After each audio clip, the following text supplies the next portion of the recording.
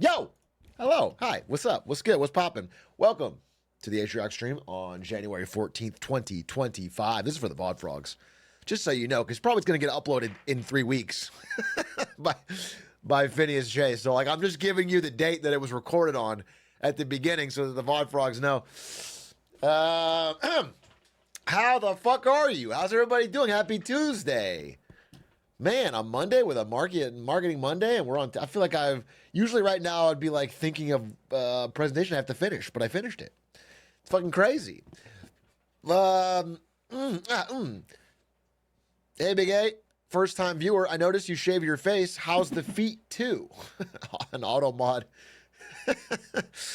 I'm gonna go ahead and deny that from Automod. Yeah, thank you, Automod, for catching that one. Hey, Big A. Can I make a joke? If it's okay, Mr. Big Gliz. Don't call me Mr. Big Gliz. You can make whatever joke you want. What's your joke? Malady V's gonna tell a joke, everybody. Let's see it. I'm excited. What? This joke's better kick off the stream right. Let's hear it.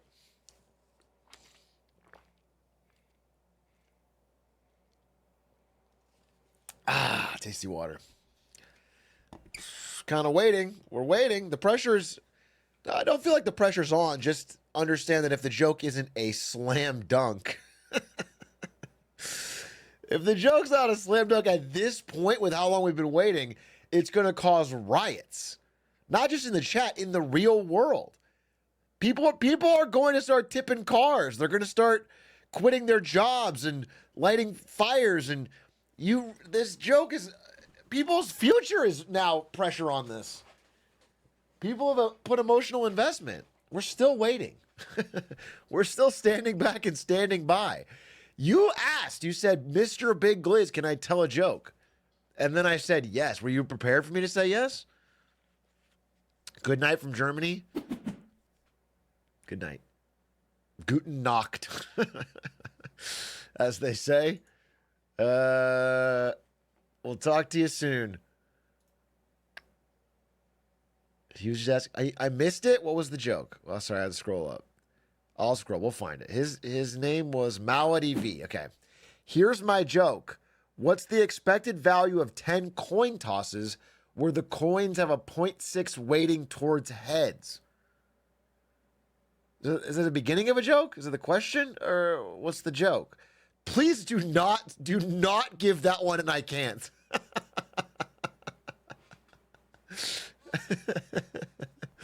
Please do not give that one an I can't. Do not plus do that. Guys, you've devalued the I can't. You devalued the +2 to meaninglessness, to worthlessness.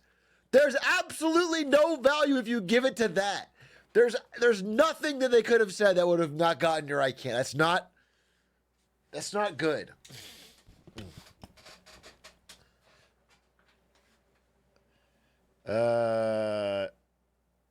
Hey, Atrioc, last year on my anniversary dinner, I was watching your stream, and now she's a daily watcher and we're engaged.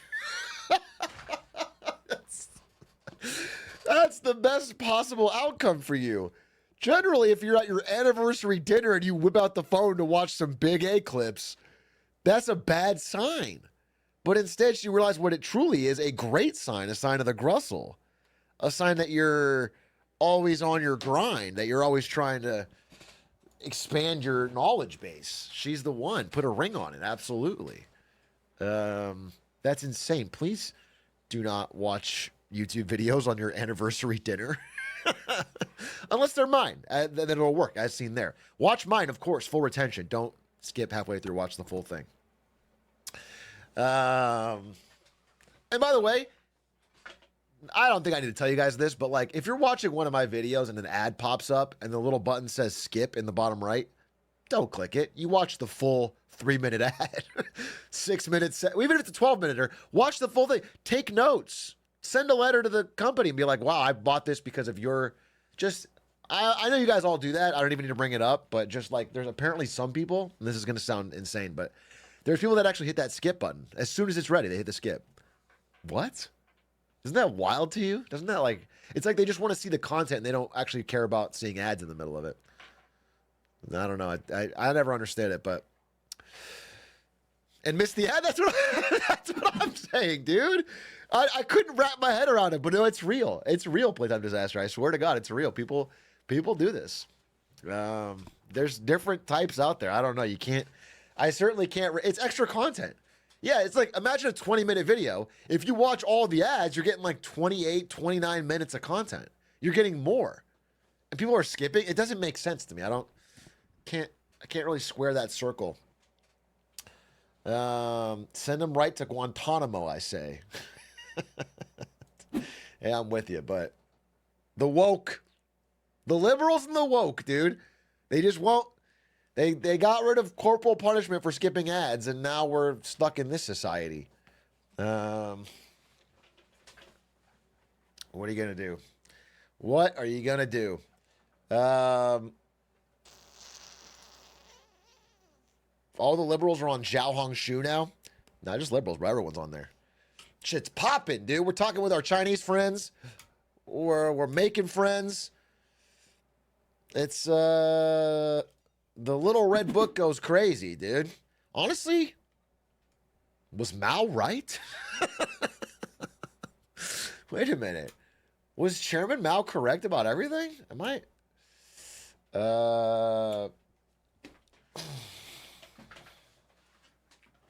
I don't know. I just spent like a few hours on Little Red Book, and suddenly I felt. I've been getting Chairman Mao fan cams.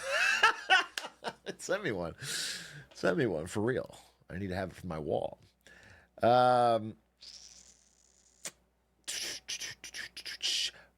Hey, Atrioc, I'm a whistleblower. And I'm here to say that I reported financial fraud in a major way at my company on Thursday. And I'm nervous. I'm going to be fired. Any advice? Well, first of all, you should do it like I did with the rap. I feel like there's nobody who's done a whistleblowing rap. I think you get a lot of attention. I think if you did a YouTube video saying the truth about my company and it was you doing like a 4.5-minute rap about financial fraud, I think people would go nuts. And I think it would be very hard to fire you because of the attention you got. However, they're not allowed to fire you. What happened? I spoke to a whistleblower. I spoke to a prominent Theranos whistleblower at a party. And she told me she's part of a support group with other major whistleblowers because it's so emotionally difficult and can be extremely damaging to your personal life, especially if you have friends through work, because everybody ices you out. They can't like openly punish you, but they punish you in every other way they can. You get passed over promotions, you get removed from any serious work, you get snide comments, you get undermined at every section. They kind of just try to force you out. They try to box you out, force you to quit. People will talk shit behind your back.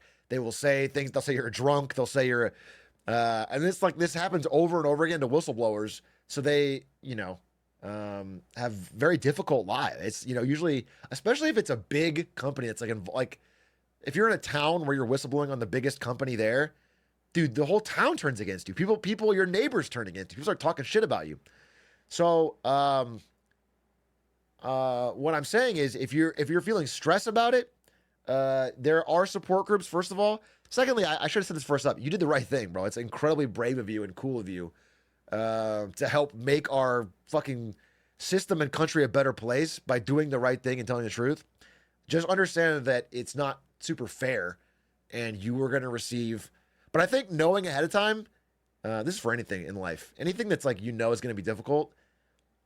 Knowing that it's going to be challenging ahead of time lets you steel yourself, and it paradoxically gets easier. People think when they try to lie to themselves that this is going to be easier, it's not going to be so bad. It's actually worse.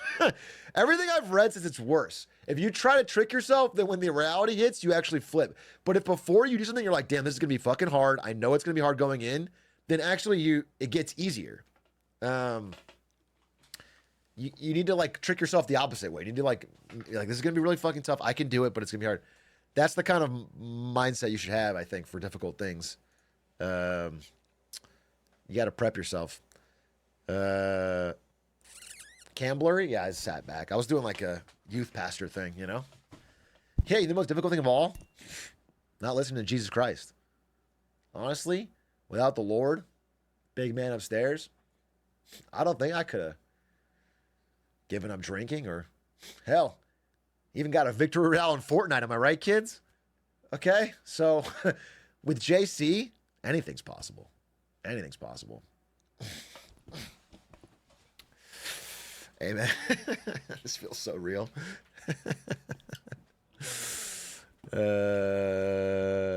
Hey, Big A. But for real, let's get that victory royale with the Lord. You know what I'm saying? The storm is coming, folks. It's coming from all around. And it's the woke mind virus. Okay? And if we don't get right with God and with Donald Trump, then the storm's going to get us. That's why I need everyone to start putting money together for a donation to his inauguration fund. Okay? We need it to be a big bash.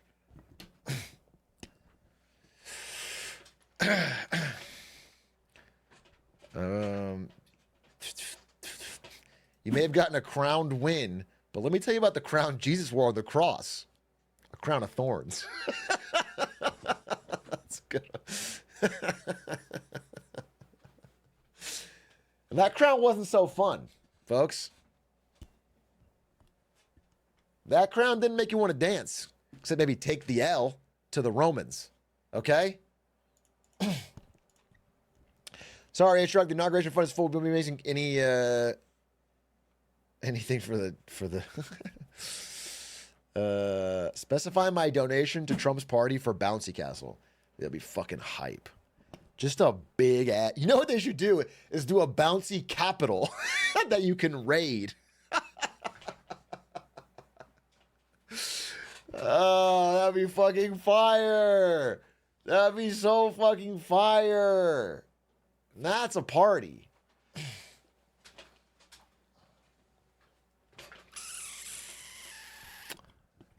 What watch you wearing looks nice. This is a Patek Philippe. It's $8 million. It's my daily driver. I wear it when I want to, hit the grocery store or, you know what I'm saying? It's kind of like my brokey watch.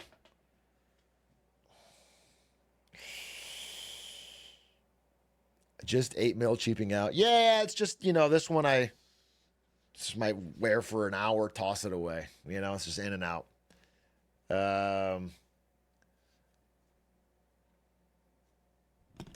It's the PC all over again. Dude, I am trying to get a 5090 PC. I did make some calls today, all right? Trying to hit up some NVIDIA contacts. I'm trying to be like, hey, bro, I want my 5090 day one. I'm trying to, because I want to upgrade, dude. I want to have the fucking, listen, the main problem with my PC is that the GPU is, I don't have the latest fucking RTX, dude. To play what? To play Stimulation Clicker, to play League of Legends, to play, these are games that you need to have, but to play Minecraft RTS, these are the type of games you need to have the absolute latest and greatest GPU. No, I want to build a 5090 plus AMD machine with so much RAM that even 100 tabs could not cause a slowdown. I want to make the ultimate machine that I never have to fucking close anything. I want to have Photoshop open with every single layer. I want the whole thing. I want to use fucking Chrome. I want to use 3 tabs of Chrome or 800 tabs of Firefox. What's wrong with Intel? I've just had issues. But who knows? Who knows? Anyway, how the fuck are you guys doing on Tuesday?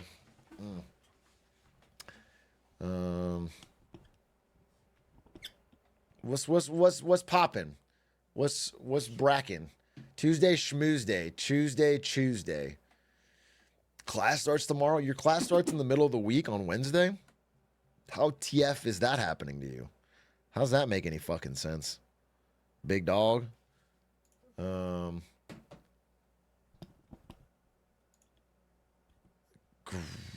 Just hit bronze 3, so yeah, I'm goated. Good shit.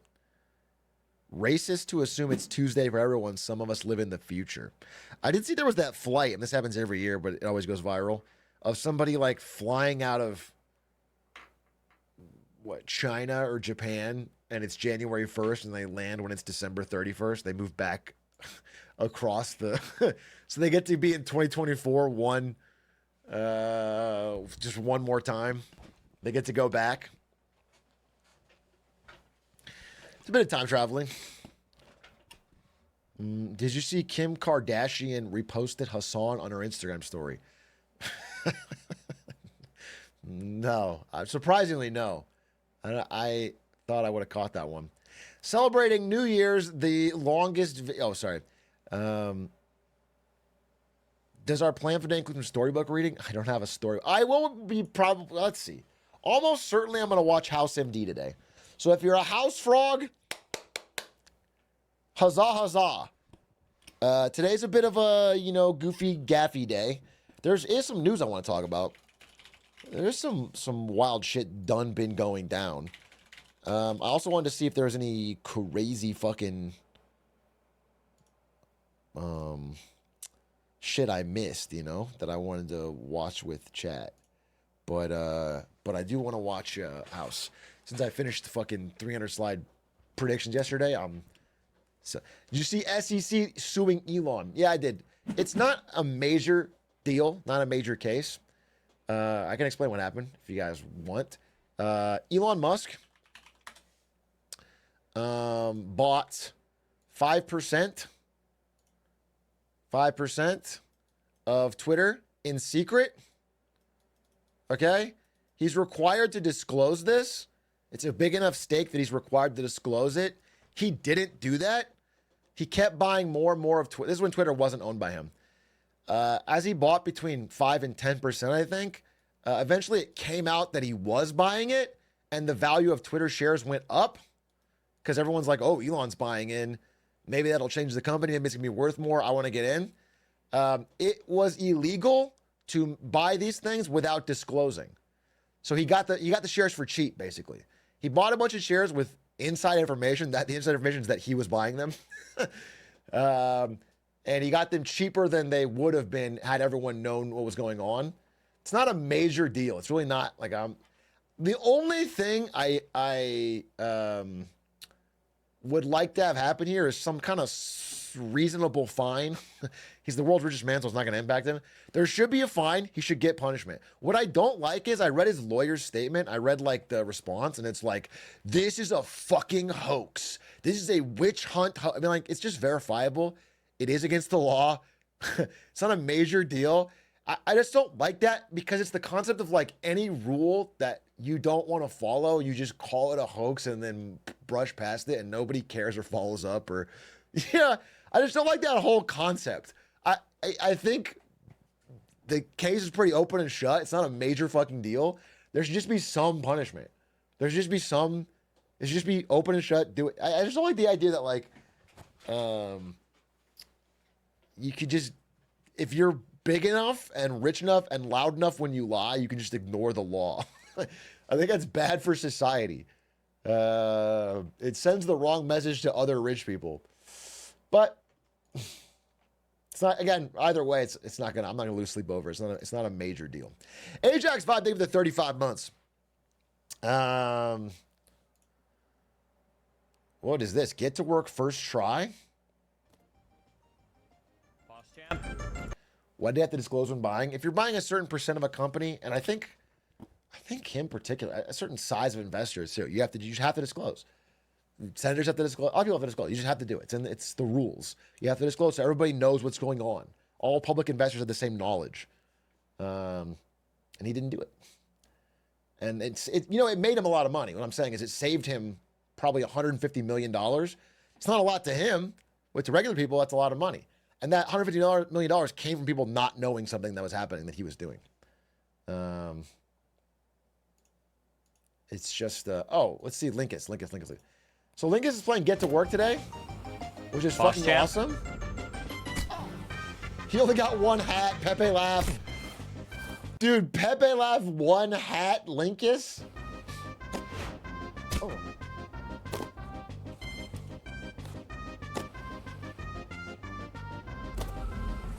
single hat run, dude. Okay, imagine. Imagine. No way. What?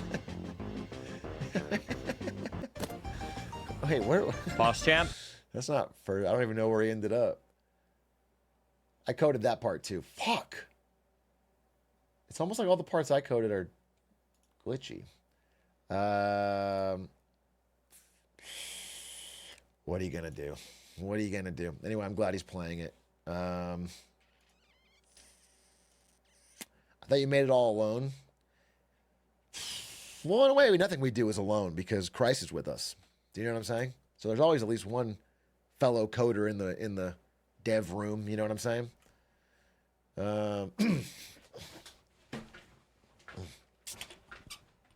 The second footsteps in the code. Yeah, exactly. What do you think of Trump's external tax plan? Yeah, Trump said he's going to make the we have the IRS, the Internal Revenue Service, or we get revenue from taxing people. He's going to make the External Revenue Service, which is going to get revenue from tariffing other countries. And the implication is that he thinks he can get rid of the IRS. I don't know. I don't know what to tell him. I think people like that idea so much. They're so hopeful of it that you don't want to be a Debbie Downer. We'll just watch. You know what I'm saying? I've said my piece. At some point, I feel like I don't want to just keep saying. I don't think that's going to happen. I think our debts are so massive. The amount we can get from tariffs is so minuscule by comparison. It's not. But let's just wait. Let's see it. See what happens.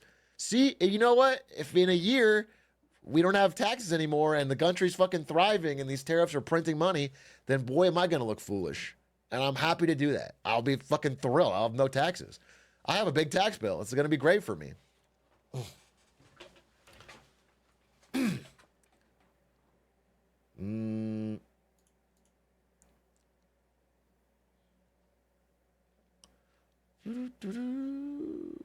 Greetings, Big A. Atrioc for short. Dude, I can't.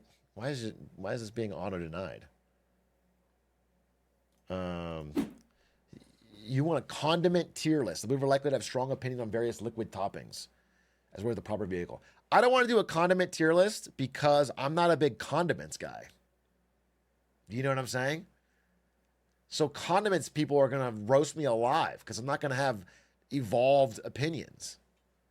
I like a condiment here or there. I'll put mustard on a hot dog, for example, as has probably been said many times in my chat.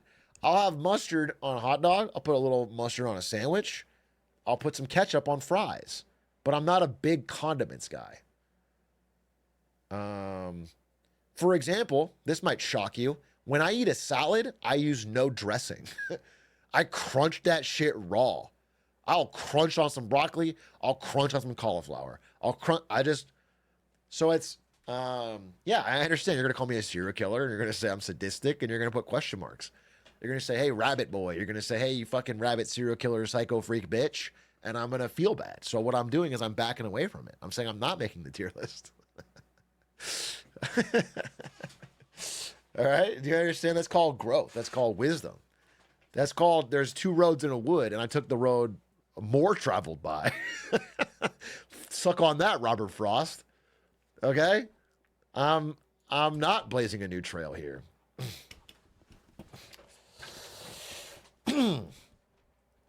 Chad hates vegetables. Hey, Big A, what should you do if you feel an interviewer in the past has something against you and you're about to interview with them again in 2 days? Anything I should do? You think the interview has something against you. Why? Why do you feel that? What did they do? Do you know them from before? Did you fuck up in the first interview, or do you think they had some other reason to be against you? What you should do actually is right before the interview, smoke a ton of weed. That way you won't be paranoid at all. Smoke a ton of weed so that you're not worried whether or not he hates you or has something against you. That's a fucking good idea. No, you know what I actually did for my most important interview of my life, which was getting the job at Twitch. Because at that time I was just a fucking broke ASU graduate slumming it in Craigslist rooms in California. Before I got that job, I looked up every single person on the interview panel on not just LinkedIn, but like social media. And I found out everything I could that was publicly available about them. And I tried to like understand them as people so that when I was in the interview, I was like, with one guy, I was like, you like basketball, by the way? You know, I was like, what? I was like, I knew all their shit, dude. I was trying to make a rapport. This job was so important to me. By the way, I crushed the interview. I got the fucking job. I didn't have the world's greatest resume or anything either. I got it. So, you know, do what you fucking got to do. I remember my boss, a guy I had lunch with recently. I love this guy. But my boss, I was like, I pretended like a game that he liked. I was like, bro, I love natural selection too. I think that game fucking rules. Bro, I don't play that fucking game.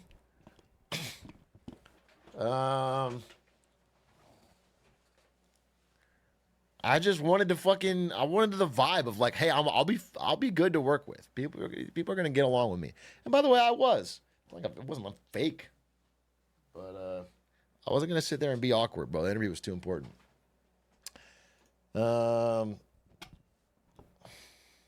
Yard work shoes. Think of it, the 20 months. Did you see Meta and Microsoft announce more layoffs today? Bro, January 2025 meant a lot of layoffs real quick, especially in tech. You see Meta's doing like, dude, they're fucking coding it in such a way. It's like we got a new system where we get rid of low performers. It's like, bro, just say you're doing a mass layoff. Don't kick them while they're down. Yeah, you spent a fuck ton of money. You're trying to cut costs. Dude, these companies are doing two things at the same time to like drive down engineer salaries. They're at the same time saying we got to cut low performers. It's a culture of we need the best of the best. And the second thing they're saying is like, and by the way, we might replace all mid-level engineers with AI this year. They're saying both things at the same time to like fucking break the backs of engineers asking for better salaries. They are trying to fucking drive the cost down of their labor. And, you know, this is a little under. I just want you to be clear on what's happening, what they're trying to do.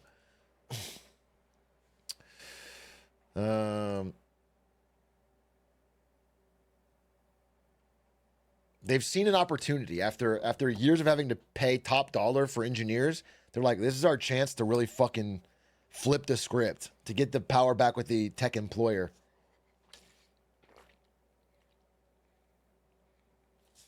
Top 3 favorite AI buzzwords? I don't know. I think the AI itself is a buzzword for a lot of companies. The one this year is going to be agents, though. AI agents are going to be you're going to hear about that so much this year. And I just really, honestly, to God, don't think it's going to make an impact this year in 2025. I don't think it's going to.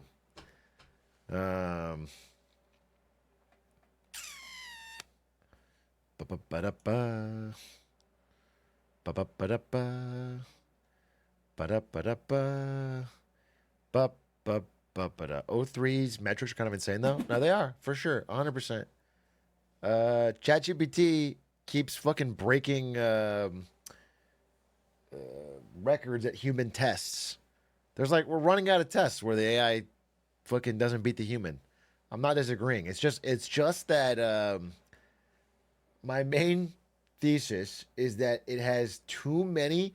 Not most of it's not a fuck up, but it has too many fuck ups that you can't trust it with money, which is what businesses would want to do. You can't have it be like, I'm replacing my purchasing order guy with an AI, because it's gonna do something wrong. It's gonna cost you. It's gonna cost you big, and that it's just not there yet. I mean, and that's not even feedback from me. It's feedback you're hearing from people that are in companies trying some of these AI services. It's not.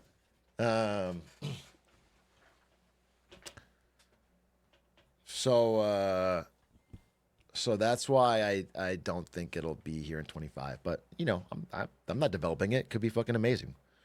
Something's gonna hit, dude. Some consumer AI thing other than ChatGPT is gonna hit fucking huge, and relatively soon. But I don't know what it is. If you could figure that out, you'd make millions by investing. There's gonna be the Amazon of AI or the fucking, you know, Facebook or whatever the big consumer application is of AI. But it's not here yet. Mm,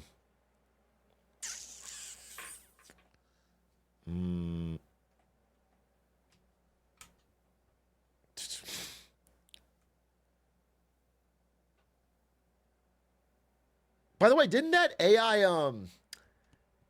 the AI streamer on Twitch just break the sub record? Like #1 subs on Twitch? Am I correct? Did I just see that? Dude, look at this. 160,000 subs? This is not a human. That's crazy. I thought it was the biggest hype train or whatever. I didn't know it was like above Kai Cenat. This is off of, like, by the way, like 10K concurrence. That's crazy. There's a human plus AI. I know. That's what I said last time. People told me that, and I was like, okay, that makes more sense to me. But then I tuned in today, and it was like, I mean, I had it on when I played 2 TFT games, so that's an hour plus. A human didn't talk at all. A human did not talk at all for an hour plus, and it was just an AI ripping off of, I mean, not ripping off, but like just responding, like it's ChatGPT. It was like a chat message, and then they would be like giving a snarky response. That's crazy to me. That's shocking. 160,000 active subs for that? I did not get it from what I watched, but I haven't seen the human yet.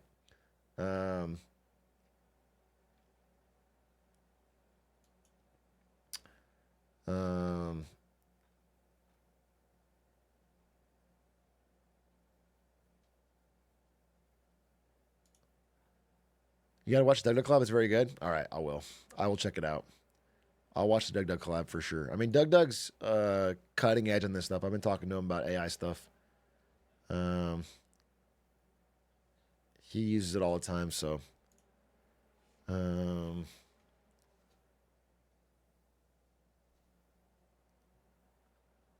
What are your thoughts on the UK gilt market?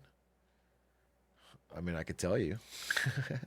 I could talk a lot about bonds, dude. I've been reading a lot about bonds lately, but I don't know if I have a way to make it not boring.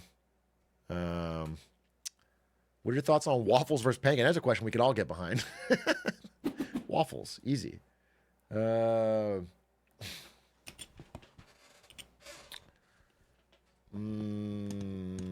Waffles, baby. So you hate pancakes? Yeah, fuck it. No, I don't hate pancakes, but yeah, I'll pretty much always take a waffle. Pretty much always take a waffle over a pancake. Poll it right now. Let's see if democracy. Either way, I'm not changing my opinion because it's based in fact, and it's based and it's fact. It's all three, but I'll do a poll. But I don't know how to fucking run a poll. Poll. How do I do this? Poll. Here it is. Question. Waffles or pancakes?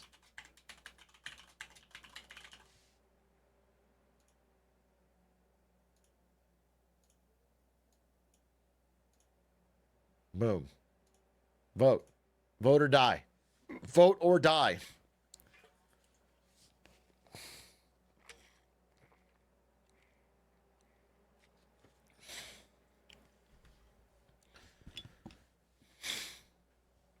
Russian collusion.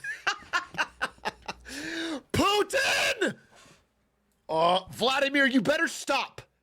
You better stop. This is democracy we're talking about. Don't fucking bring your bots over here to change the waffles versus pancakes.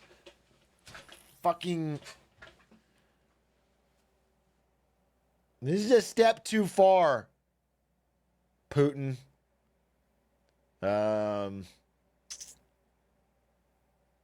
This vote is kicked. Yo, Atrioc, I thought your predictions were awesome this year, but I disagree with your thoughts on AI winter. There's a difference between public commercial perception and the research that's happening. Researchers are moving their timelines for AGI forward, and by the end of this year, will basically be there research-wise. So I'll tell you this: of all the predictions I made, I think the AI winter one is the one I have I'm most iffy on or nebulous on. And I said it in the presentation, which is what I said. I think AI is moving very fast. I don't think users will drop any year, but I do think valuations may drop. And that's why I made the prediction. I'm over 50% on it, so I'm saying it. It's still toss-up. Waffles win, by the way. I think same with the internet. At no point is it going to slow down. At no point is it going to stop getting new people to try stuff. But I think valuations have gotten way ahead of themselves. I think it's not making money this year. And that's the big thing. And I'm very skeptical that true AGI is this year as well. Yeah, I don't think so. But we'll see. We'll see. It's something I'm reading a lot more about now, trying to really understand. I've been talking to Doug about it. What does AGI mean, practically speaking? It's so funny. OpenAI and Microsoft are a non-profit. Well, OpenAI is a non-profit co-owned by Microsoft. I talked about this in the video. But they have in their charter that they can convert basically to a for-profit company, or Microsoft can do what they want, or the board can do what they want once there's AGI. And they've defined AGI, artificial general intelligence, as whenever they have an AI thing that can make 100 billion in profit. That's what they defined it. That doesn't make sense. Once they have something that can make 100 billion in profit, then suddenly AGI is there. That's not AGI. But that's perfectly exactly when Microsoft wants to take full control. It's crazy. Yeah, it's crazy. AGI equals a great income. So I don't know. I'm a little disillusioned with the whole OpenAI system. And that's the only one even having any revenue. No profit yet, but even any revenue in AI just feels way ahead of itself.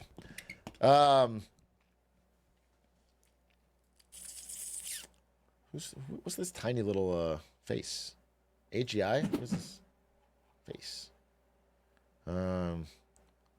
What are the first consumer-facing applications people notice?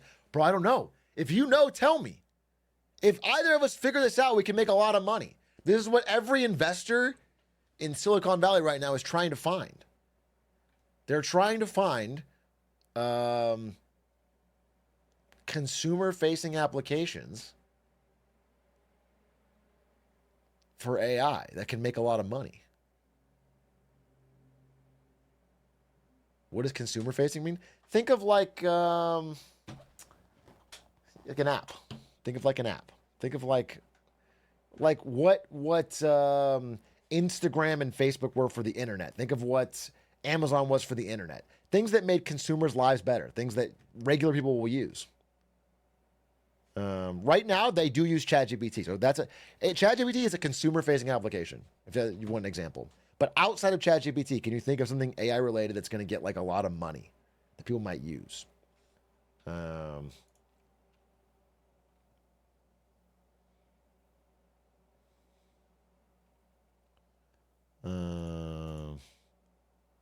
AI glizzies, AI video games, AI Fortnite, AI girlfriends, AI. It's possible some of this. We don't know. If you know, put your money in it because it'll make a lot of money. But the thing is, you have to be right about a lot of things. You got to be right about whatever you're saying. You got to be right about the company if they're going to be the ones to get the money off that. So let's say you think that AI,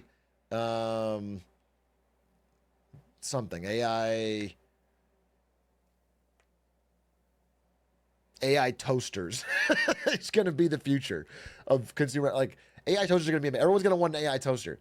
You have to be right about that. You got to be right about the company that's going to make AI toasters. Maybe there's 3 different companies making AI toasters. You got to pick the right one. And then you got to be right that like some bigger company doesn't come along and steal the idea and do it better, like Google or whatever, and make their own toaster. You got to be right about a lot of things. But if you get that right, then it's a time for change and you can make a lot of money. That's what I'm saying. You got to that's why it's a hard thing to invest in. But everyone's trying to right now. That's the big hunt, is to find what consumer facing application in AI is going to make a bunch of money.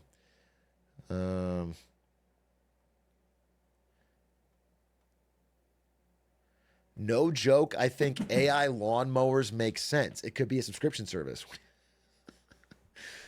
Oh, you mean like a self-driving AI lawnmower that sees grass and cuts it? Like a Roomba. Doesn't this already possibly exist? Yeah. It's like an outdoor Roomba.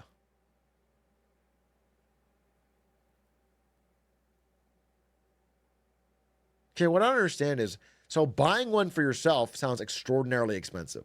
Buying a lawnmower Roomba sounds extremely expensive. It sounds like you'd save money just by hiring someone to cut your grass. It's not very expensive. And then renting one or a subscription service makes some sense. But then you have this whole business model where you have to get it to their place. And I don't know. There could be something there. I wouldn't say it's the next big AI business. I wouldn't say it's the next big AI business, bro. But I'm not. Prove me wrong. Go build that. Can I see an example of this? Self-driving lawnmower. Self-driving robotic lawnmower in action. This is a week ago. Notice anything different about this mower? And yes, it is making essentially perfect stripes in this lawn, but that's not what I was talking about. You might notice there's nobody driving it. It's pretty incredible technology. Seeing this full-size turf tracer in action was pretty fascinating, to be honest with you. And notice anything different about this mower? Bro, you sound sad. His name's Lawn Care Life. He sounds sad that fucking robots are taking the jobs.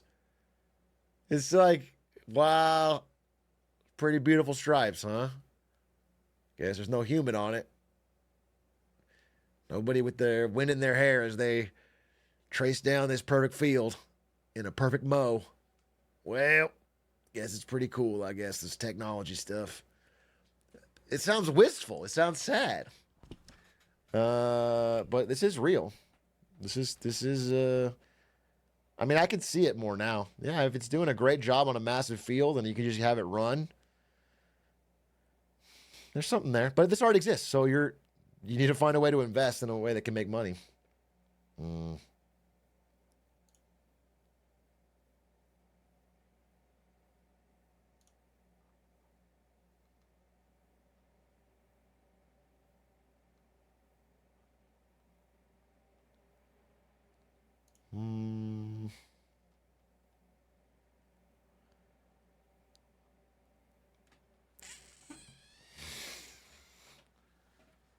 Naps. 11 months. Thank you.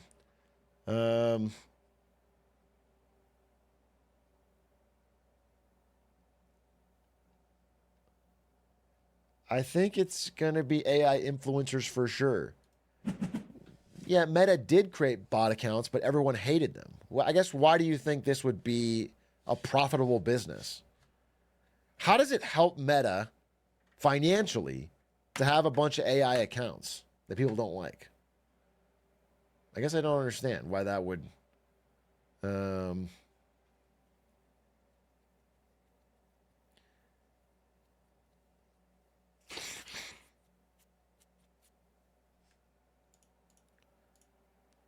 You guys are saying sponsors. That's open fraud.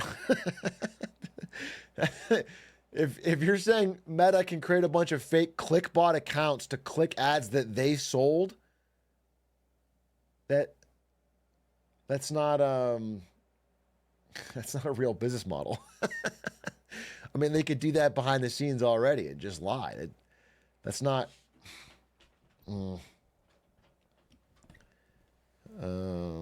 No.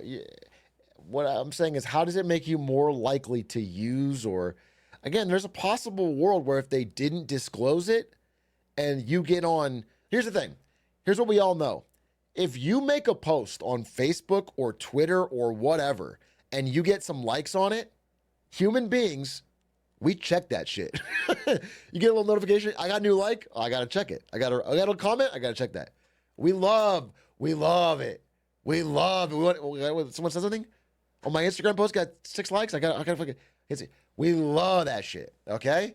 So maybe Meta is realizing, damn, most people don't get fucking dick all likes on their posts. What if we make a bunch of fake people that'll comment nice things on all your posts? That'll give you likes and be like, hey, good job, or what? All of a sudden, you can't look away. All of a sudden, you're constantly checking your phone. You get AI approval. It's not the craziest thing in the world. The problem is there's a real gray area where it's like, if they disclose that it's AI, nobody cares. People hate it. People are mad at it. They think it's fucking stupid and ridiculous, and they don't care. It's annoying.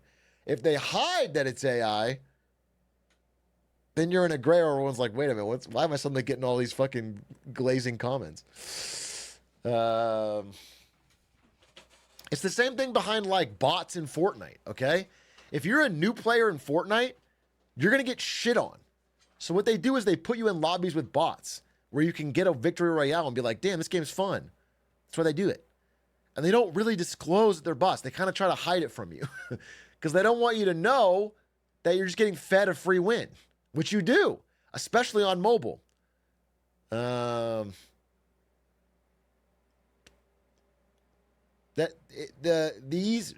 Facebook AI profiles are the Fortnite bots of real life, of like social engagement. They want you to get a post that's like semi-viral. They want you to get some likes and feel good and want to check in, but you can't do it naturally because nobody cares about your fucking posts. So they gotta boost it. All right, so I see what they're going for, but it's kind of fucked up, right? It's kind of like cosmically wrong. Didn't you still lose in the bot lobby? Are we just being mean now? Are we just being hurtful? I don't know if I won or lost when I played Fortnite in the bot lobby. Who's even tracking that kind of thing? Who knows? Did I win? Did I lose? I don't know. We don't know.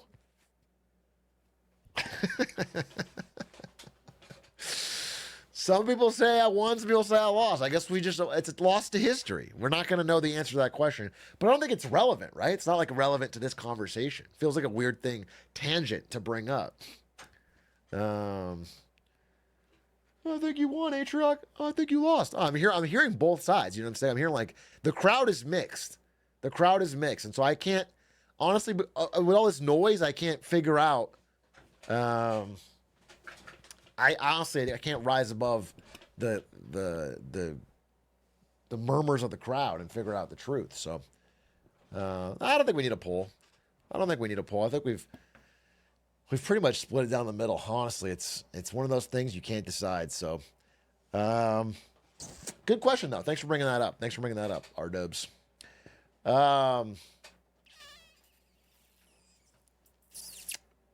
Are you sick? Your voice is really bassy today. Hey guys, this is my new voice. What do you think about it?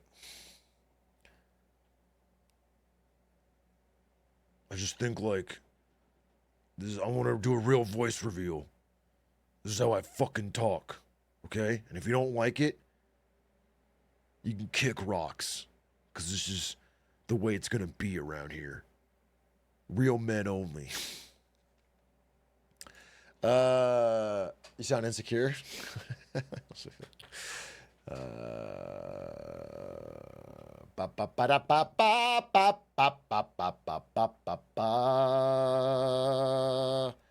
Is it just me, or are my targeted ads actual shit and totally inaccurate?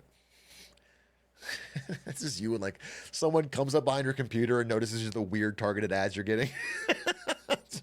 Well, it's just me, or these targeted ads getting more and more stupid? Who the hell needs hemorrhoid cream? What the fuck? What is this nonsense? I don't even get it. I don't even know.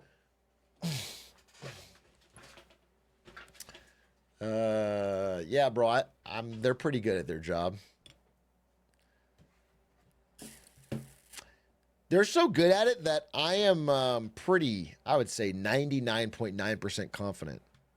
You never know, but 99.9% confident that every time someone says, the fucking phone listened through the microphone, it knows what I'm talking about. Because I got an ad about waffles, that's just because their predictions are so good. They just fucking know. They just, based on the type of person you are, you probably saw the exact same fucking commercial that everyone else saw, or you saw something else. They just know. People in your area are all searching the same thing. People are more similar than you think. And based on your cookies or whatever, they just know. They know that you're interested in this fucking same thing that everyone else is talking about in your same demographic situation. And it makes it seem like that it's magic, that they're listening to your fucking microphone.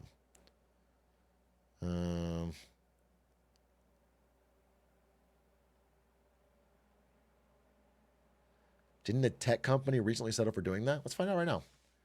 Is there proof of advertising companies listening to microphone?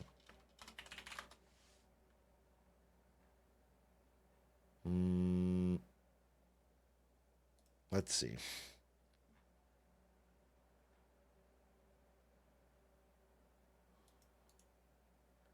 Let's read. I'm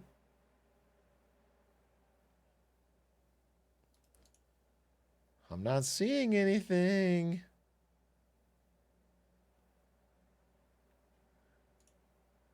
I'm not seeing anything.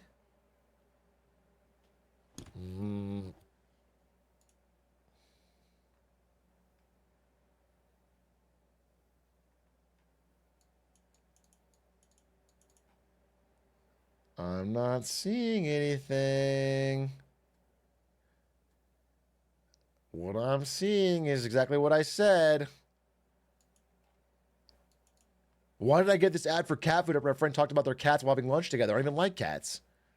It's probably because your friend has cats, you're in the same location, you're a pet owner, demographics, geo-targeting. I think it's a myth. I think it's a common myth, folks. I certainly am not seeing hard evidence that someone... What is this, Forbes? About Siri? Okay, I'm listening.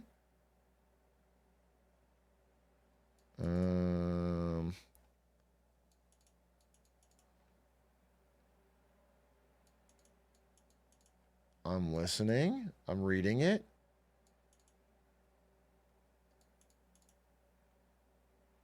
Siri will pay out $20 to Siri users, $95 million total.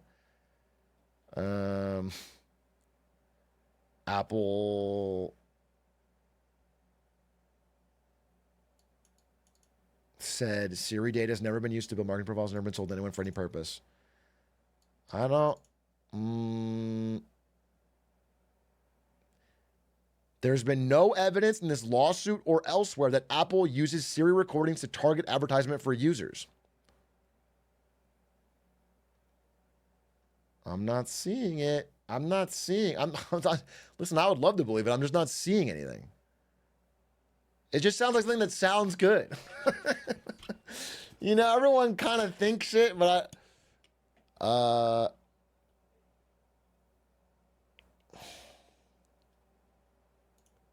see. Let's see.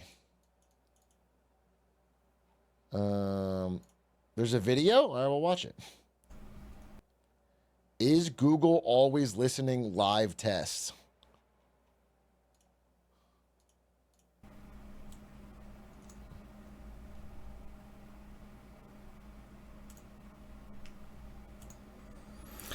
Okay, how's it going, everybody? Today I'm going to be doing a live test to see if Google is always listening on your microphone. Okay, this has been in the news just in the last few days, a lot because of Mark Zuckerberg. He's been addressing Congress and the Senate in the United States here, answering a lot of questions about user privacy, and particularly one question has been coming up a couple of times, which is whether or not Facebook is always listening with the microphones to better target advertising to you. the question comes up. I mean, Mark Zuckerberg says that they don't. Google's not there to answer on their behalf. A lot of people think that Google does because people have that experience sometimes where they're talking about a subject in a room. Wait, I just want to say something. I understand that these companies are not good people. I get it. But if all of them say they're not doing it, and any piece of hard evidence came out that they were, it's a massive, massive loss. Do you know what I'm saying? It's like, they're evil in more direct ways, more above board ways. They just change the law. You know what I'm saying? This just sounds so paranoid, is what I'm saying. It sounds very paranoid. It sounds like very like they're all in on it, bro. And there's been no hard leak internally at all from all these employees, but it's real. And they're just talking about something, and then suddenly they go online and they search for something, or they're just online browsing around, and suddenly advertisements for that subject start popping up. So I've written down a subject that we're going to talk about on a piece of paper. They kill the whistleblowers. Yeah. No, you're probably right. Zuckerberg fucking blasts them. I can't speak it out loud yet because we got to do a test first, but this is the subject we're going to talk about, okay? Now, we're going to go to a few websites and see if we can find any advertisements for this right here. Now, I don't own one of these, okay? So it's not like it's something I've ever searched for in the past. So it's not going to be on any of the websites it shouldn't be on any of the websites that we go to and try to find some of the advertisements for. But we will find out. So after that, then we're going to test it again after we talk about this. We're going to test it again and see if we can find some of those advertisements for that. So first, let's go to some websites and see if we can find any advertisements for what I just showed you on that piece of paper, and we'll see what's going on. I'll go to fark.com because they have a ready-made list of plenty of websites we can visit right off the bat. It's 2018. Bro's going to Fark. Just pick a few at random. The Atlantic. I just opened a Mail Online one. UPI.com. Burger of the Month. Okay, so let's take a look at these websites and see what the advertisements are on them. This one says advertisement, but I don't see an ad. This says North Carolina father-daughter couple. Okay, that's just depressing. But the sponsored content here is from Outbrain. Obviously, not what we have written on our piece of paper here. Real estate This one's an slideshows. advertisement for, what was that? Fancy Pants Taste on Underpants Budget. Okay, that's not what we're looking for. Beer. I despise autoplay. That's 1 billion Asian people. And here we have a breast cancer ad. Is that right? I don't have breast cancer. All right. And then Science Festival on WRAL.com. Okay. So I don't see any advertisements for what we have on our piece of paper. Okay. So what we're going to do now is we're going to close all the browsers. We're going to close everything, and then we're going to talk about this subject for a couple of minutes, just a minute or two. We're just going to talk about it. I'm just going to talk about it like I'm talking to a friend. And then what we're going to do is we're going to just open up a new browser, and we'll go to all the same websites that we just went to, and we'll see if we can find any advertisements for what we're looking for. So I think I can start talking about that subject now. I got to close everything first. Okay. So,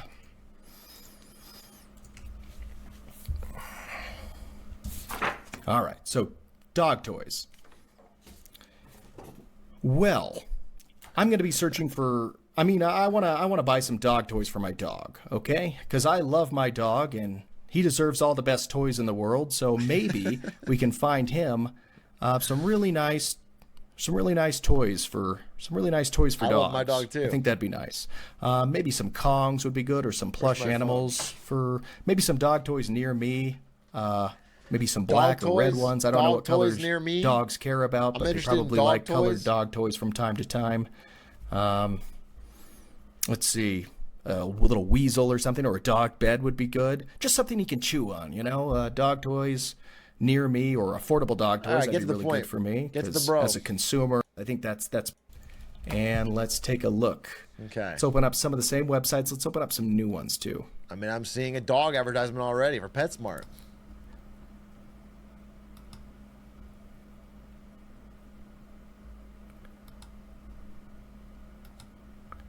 Okay. Let's see what we got here. First website up. Oh my God! It's right there. Holy shit. Everybody burn your microphones. Oh no. There's dog toys right here. Let's click on that ad and see where it takes us. Pricefalls.com. Dog toys. Well, everybody, I think that is conclusive. I mean, once he clicks it, now it's ruined. Once you click one of them, $82 dog toy. That's for a good dog.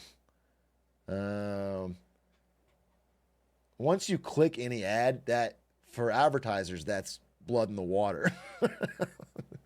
Suddenly you expressed interest. Now it's fucking. I'm not sure that is a rock solid piece of evidence. I just feel like this would have been hard proven by someone reputable. Do you know what I'm saying?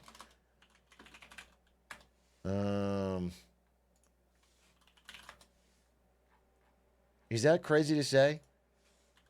You don't think like one fucking like major reputable news org would have just fucking hard proven this?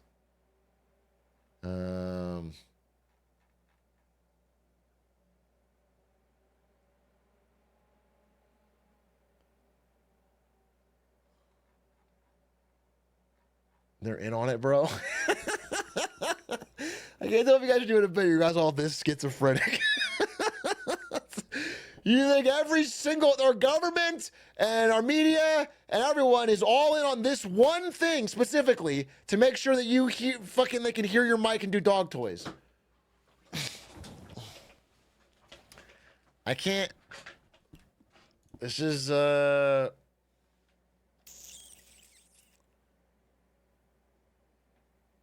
if they're all in on it, I'm in on it, bro. They paid me. You know how much I'm getting paid to tell you it's not real? Millions.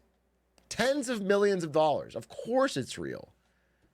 Every single second, every single day, the battery's running. It's draining. It's listening to their mic.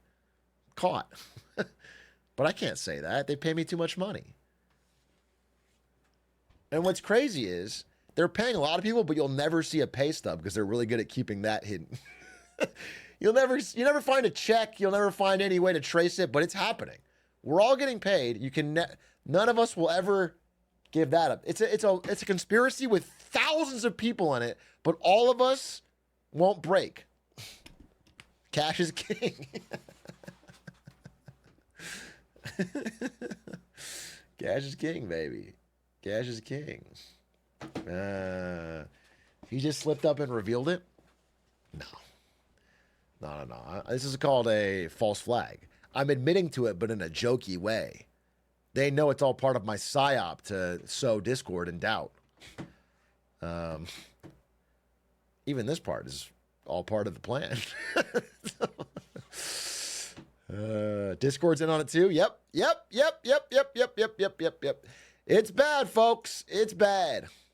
Listen, if anyone has like a peer-reviewed study on it, ever, I'm happy to listen to it. But until then, I'm going to continue believing what I think is obvious. And I think Occam's razor here is what they're not actually doing because they get in a bunch of trouble. But they have things that are so magical algorithmically that it can seem like that.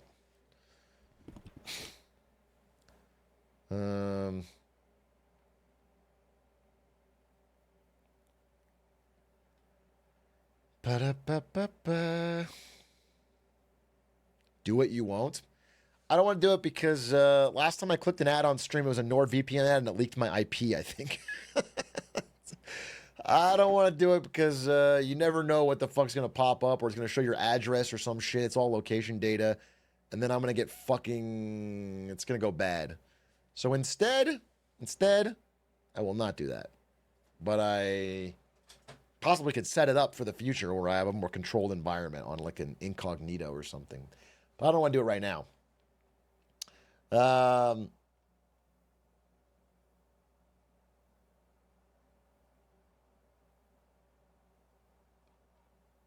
what did I want to say though? Oh, bonds. I want to talk about bonds. I think that's worth saying. We can talk about bonds. And I want to talk about pigs because it's slop day. So I want to talk about pigs. And I'll do that first. And to do that, let's go to our trusty whiteboard cam, okay? I want to talk about pigs. This goes out to my Europeans. Do you guys know what pigs is? P.I.G.S.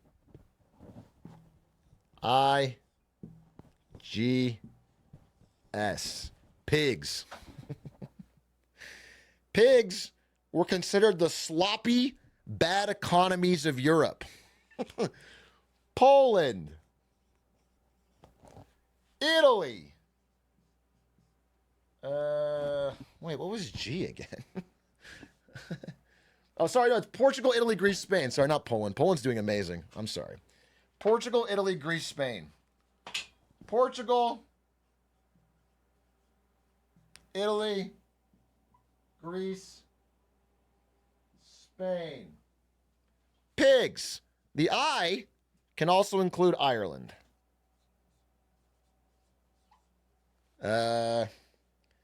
Sometimes it's P-I-I-G-S. Pigs, for the longest time, were considered like the I don't know, what's like a nice way to say, the little bros, the the left behind kids, the underperformers, the sick men, the bad parts of Europe. There's like this mostly southern part of Europe that was like they had debt problems, their economies weren't doing so well, and they got really looked down upon by like Germany. You know, like a Germany, France, UK would look down, would like sort of be like, we're kind of carrying your ass in the EU. Like, you guys have debt problems, we have to bail you out. You guys are, there's always problems here. But in recent years, like kind of post-COVID era, but especially in like 23, 24, pigs is on the upswing. They're kind of like the growing economies. After all of that pain and heartbreak and disaster and bailouts, and they're finally like turning their shit around. Now they're like the growth countries. Now their economies have kind of figured out like what they're good at, and they're even Greece. But like especially like Italy. Like Italy was in like a tough spot. They couldn't quite fucking get their shit together, and now they're returning to growth. And now like the big dogs of Europe, specifically like Germany, are at like 0 to 0.5% growth. They're like in a bad spot. It's been a total flip. Here, I got a great chart for you. Outside of let's see if I can. Yeah.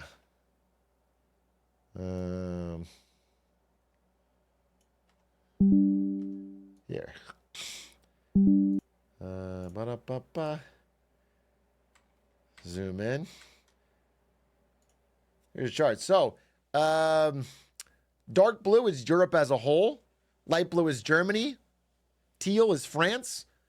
And then red is the periphery, which basically is going to be pigs. Think of red as like pigs. So in this era, in the post-Great Financial Crisis era, it was fucking terrible. These countries plummeted. These countries did fucking awfully. And they needed bailouts from the rest of the EU. They almost tanked the euro as a currency. It was bad. And then they started to slowly grow back. But then recently, since 2022, it's been like full steam ahead. Well, again, you see Germany barely growing at all. France doing all right, and all of Europe kind of lagging. So it's just, it's a funny reversal of fortunes. It's so funny. And it's like, it kind of gives credence to the idea. You know, there's like that age-old thing of like, tough times make tough men, and then, or tough men make good times make soft. Whether it's men or not, it does seem to apply to like economies where it's like going through a period of, I don't know, discontent causes you to rework on find what works. Once you get through the tough times, you finally like gotten your shit in order. And the people that had it all good kind of like lose focus, get their eye off the ball. Adversity, yeah. So anyway, it's interesting. It's a fascinating thing. Again, a lot of the countries that were traditionally considered like, I don't know, lesser performing economies are now doing really well. One of the great examples is Poland, which has been thriving. I mean, Poland is on track to like pass the GDP per capita of the UK by 27 or something. It's something absurd. I don't know the exact stat on that. I saw it recently and I was blown away. It's like it's wild. Like part of that is the UK's having a tough time, but people never would have expected that. I work with a bunch of Polish people and they seem pretty happy living there. Yeah, I mean, again, of all the countries that I'm hearing about, people in Poland are like thumbs up, like positive about their future. Like, you know, we're richer than our parents. We're seeing a positive direction. That makes people happy. When you're in a situation where it's like your parents had it easy, they got a cheap house, and now it's harder for me. You get angry. Your society starts getting depressed and fucking morose, and so it's just cool to see that some countries are on a different path.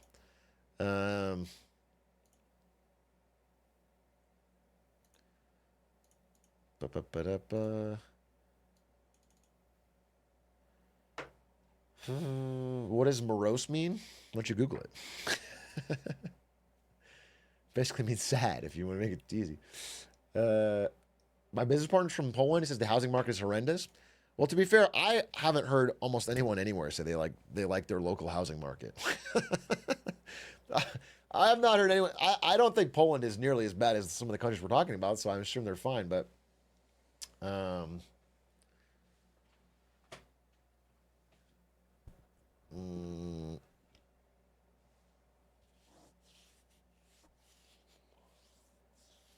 not all sun and roses in Poland.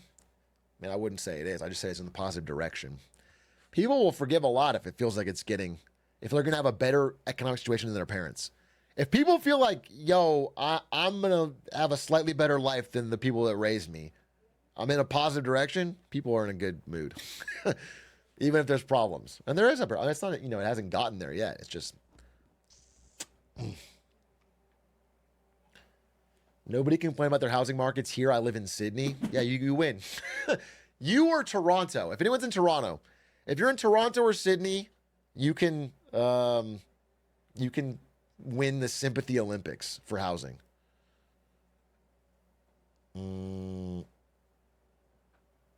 Or Hong Kong. Or New York, I guess. Or fucking San Francisco. There's like a few cities you can do it, but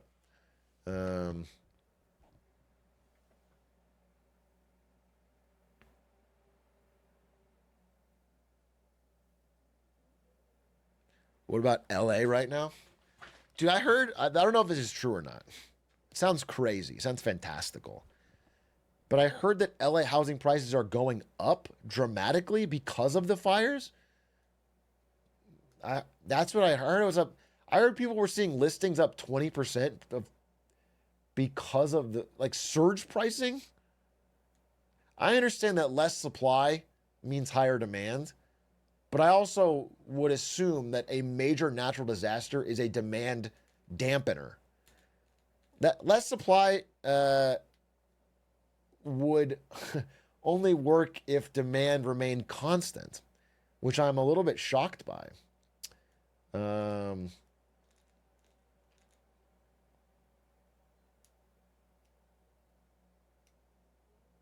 think it's rent, not home prices. I saw it from a guy talking about home prices, but it's possible. I mean, I definitely know, for example, that it would apply to something like, listen, a lot of the places destroyed were Airbnbs. A lot of the people destroyed were Airbnb. They were in the neighborhoods that had huge Airbnb. And so I assume Airbnbs, if you're coming to visit LA, the demand and the price will go up. I'm just shocked that I don't know. I assumed it would be such a demand killer to have this very publicized tragedy that could strike wherever you buy. Yeah,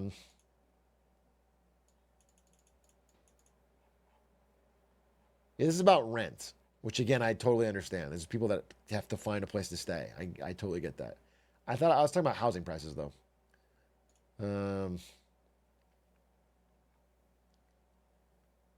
Mm.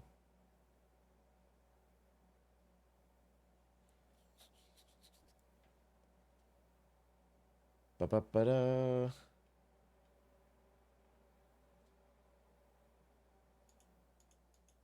What's this?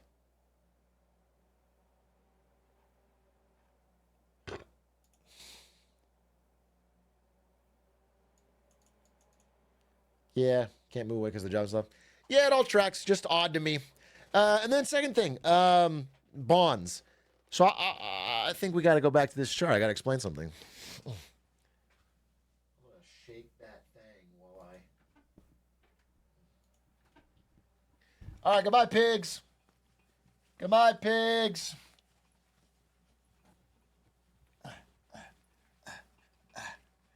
Goodbye, piggies. Okay, bonds. Wait, I don't think I can draw a world map. I'll have to use paint. I'm gonna have to use paint. All right, you know what? We'll just do dude, I can't draw a map for shit. There's no way it's gonna look right. There's no way.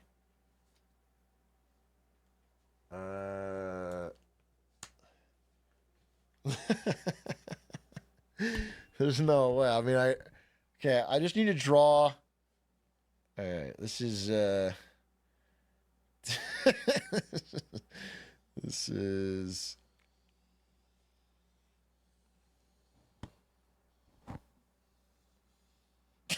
that's America. USA, USA. You know this is how it looks. Let's just get a little bit of a there.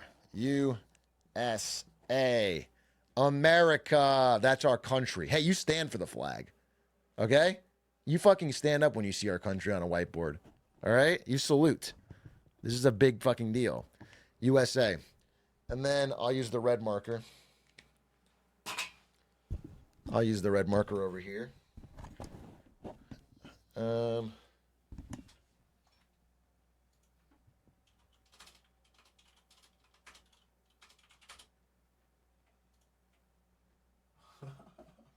Okay. Okay.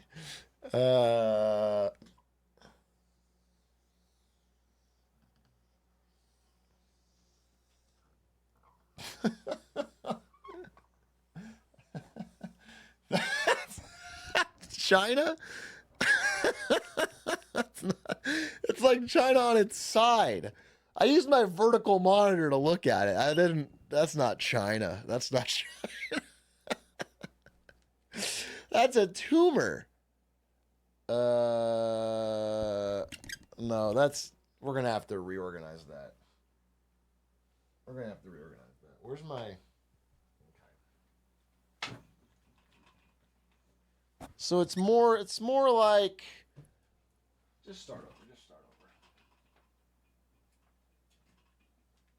Hey, just keep this in. It's part of the process, okay? Everyone has to know that you make a few eggs. You break a few eggs and you make an omelet, okay? Hey, just keep this in. Every frame of it. Okay? I'm thinking it's more like boom, and then a little bit down, and then a little bit over and around. And then it's over again. All right, China. Perfect. China! Perfect. Everyone in China now saluting because they've seen a perfect representation of their country. China. Where's Taiwan? Not necessarily included. Let's not make it a geopolitical issue. Okay, China. Okay. All right, you guys following? Do you understand? You know where we are in the world right now, USA and China. Okay, who can answer this basic question? For the USA, when it comes to China, do we import more or do we export more? Simple question. Import. Good answer. Good answer. Okay, so let's follow the train of thought here.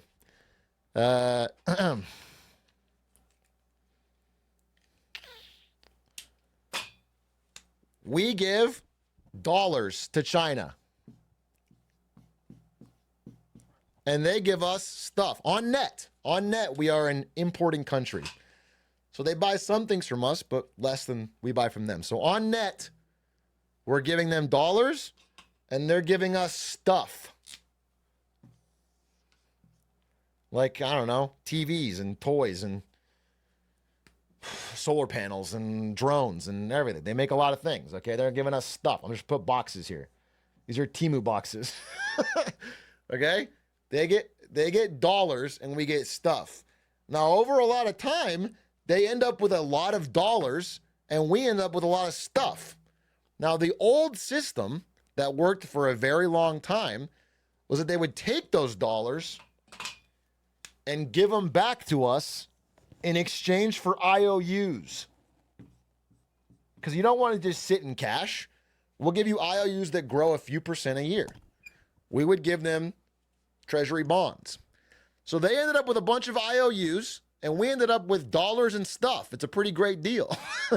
And we get to use the money they gave back to us to fund our government and build our military and run big deficits. Okay? It's great. Well, starting in 2014, but accelerating pretty much every year, China has begun to buy less and less of our IOUs, our treasury bonds. And when they have all of these dollars, they just pile up now. So we get rid of this part. We get rid of this part on the top. Instead, the dollars are just piling up in China. Now, they don't want to sit on a bunch of dollars. They have something to do with some of them. So what they've been doing, as I've mentioned before, is buying gold, among other things. But they've been buying gold. So the dollars, I need to put it's more of a green line. The green line goes over here, and they get gold back. Dollars, gold. Okay? Now, the way bonds work, treasury bonds, which are IOUs, is the U.S. government says, hey, we need to borrow $1 trillion. We'll offer you 5% a year. Okay? You give us $1 trillion, we'll give you 5% interest on that and then pay you back in 10 years, 15 years, 30 years, whatever. Okay? That's how we offer bonds. If nobody buys them, what you have to do is raise the yield until somebody thinks it's attractive enough. So if you offer 5% and nobody buys your IOUs, you have to go, all right, we'll do 5.1. Any takers? Nobody does that. 5.2. Any takers? 5.3. And you keep going up until somebody fucking finally buys your IOU. Because the U.S. has to do this because we run massive deficits, okay? We need someone to buy our IOUs. Now, that is what they mean when they say treasury yields are rising. They're rising all over the West, but especially in the USA, our treasury yields have been rising. Now, there's a lot of reasons for this. Investors are spooked about upcoming inflation. This is not just China, but this is a big part of it. There's the work of Mike Green. You can go read it. It goes into more detail. A lot of countries that used to, not just China, Japan, Korea, a lot of countries that used to buy a lot of American debt are no longer doing it. And so the yields we have to offer bigger and bigger interest rates, basically, to get someone to buy our debt. It's happening right now. And it's happening not just in the USA, but other Western countries like the UK, etc., where people aren't buying their debt as much, especially in growing Asian countries. So this is a problem we're running into, because if the yields get high enough, if we have to offer big enough, if you have to offer like 6, 7% on your bonds, then people start saying, why the fuck am I putting money in the stock market with risk to get 10% a year when I could buy guaranteed government bonds and get 6 or 7? And it starts to draw money away from other things. It all goes into bonds. So again, I don't know what yields are on 10-year right now. Does anyone know what the 10-year yield is? Is it 4.79 or something? If it hits 5%, it's a big psychological break where people start going like, damn, that's really fucking high. It's not 55%, Quacky just made that up. It's 4.78. Yeah, 4.78. Okay, so I was pretty good. That's pretty good, by the way. What did I say, 4.79? I was fucking, okay, anyway, it's 4.78. If it hits 4.78 is high. It keeps rising. We have to keep offering higher and higher yields. If we hit 5%, it's kind of a big break point. And if it gets higher than that, we're in trouble. That's for America, which usually have normally low yields, because everybody wants our IOUs usually. A second part of this that's worth saying, I want to explain.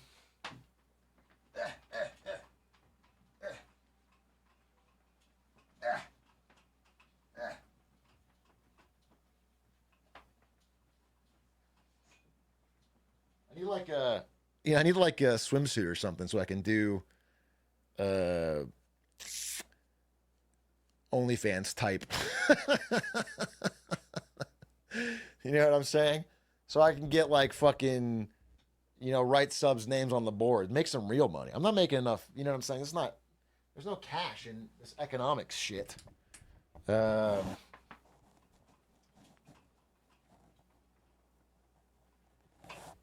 the way, this is like maybe the most ill-fitting pair of jeans.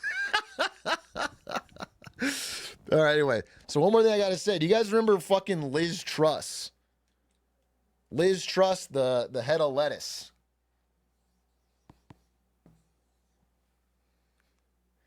Liz Truss was Prime Minister of the UK for like 11 days. Not actually, but not much longer. This is Liz Truss, okay? She did not outlive the head of lettuce. Liz Truss, the UK bonds, the UK IOUs operate the same way. You put it up, you say, hey, we need $1 million or $1 billion or $1 trillion. We'll offer you 3%. And everyone's like, I don't want to buy it. We'll offer you 3.5%. I don't want to buy it. Whatever. So what Liz Truss did, the reason there's a Liz Truss moment, people understand that she didn't last long. They don't understand why. Liz Truss came out and said, hey, we're going to cut taxes. Basically meaning we have less income. And we're going to raise spending. In the UK. It's going to be awesome.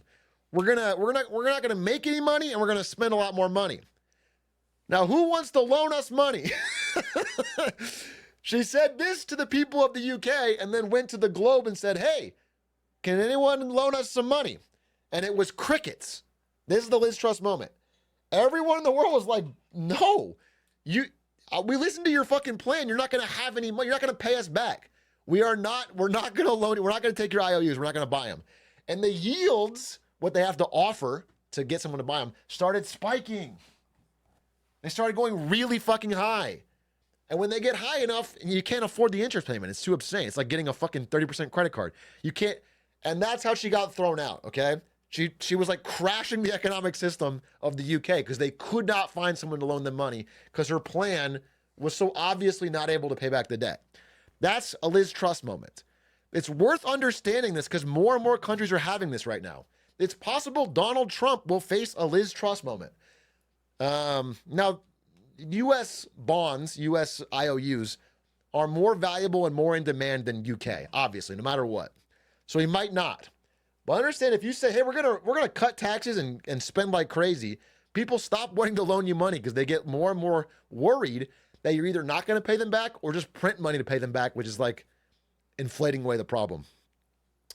So I think it's worth understanding that. I think if you understand this simple Liz Truss moment, you're going to understand a lot of what governments are going through in the next few years as they come into debt problems. So hopefully that helps.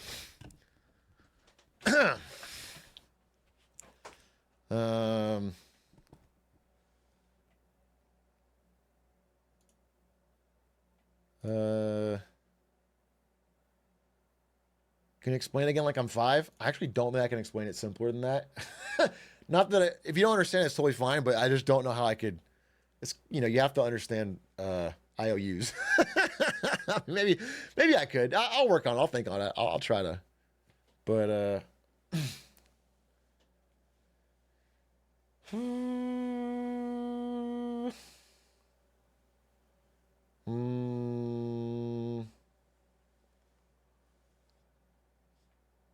I don't get the lettuce part. She just wasn't in office very long. So they said she didn't outlive a head of lettuce. Like they had a live stream of a head of lettuce and thought, will it wilt and die before she's out of office? And it didn't. That's why Liz Truss was the head of lettuce. I think I can find Liz Truss head of lettuce. Yeah, it was this. Here, I'll show you.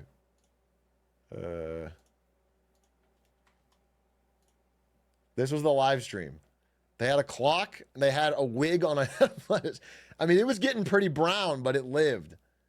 It lasted longer than her whole fucking term. And the reason she got kicked out so quickly was because, again, she was collapsing the economy. No, Britain couldn't borrow money. And no major Western country can survive without borrowing money right now. Maybe no country at all. I mean, Japan needs to borrow money. China needs to borrow money. There's so few countries that are debt free.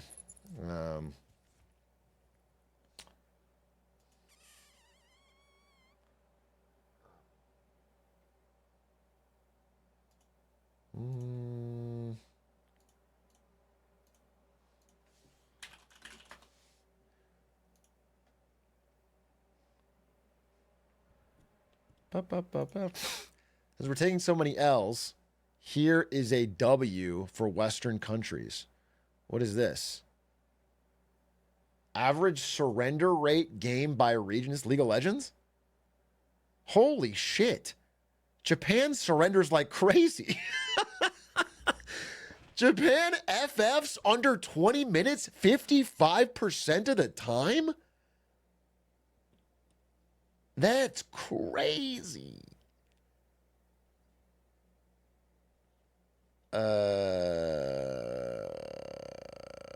Australia never surrenders?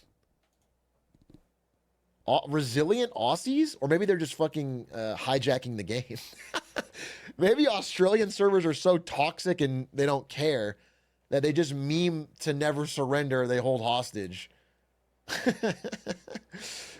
I don't know. That's almost suspiciously low. I'm pretty happy with these. EU and NA, this is probably the best news I've heard. We have a good, reasonable surrender rate.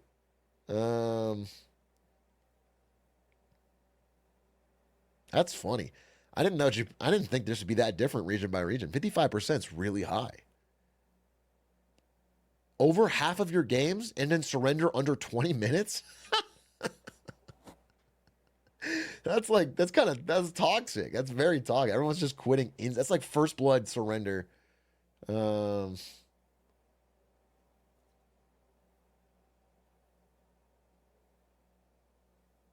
funny.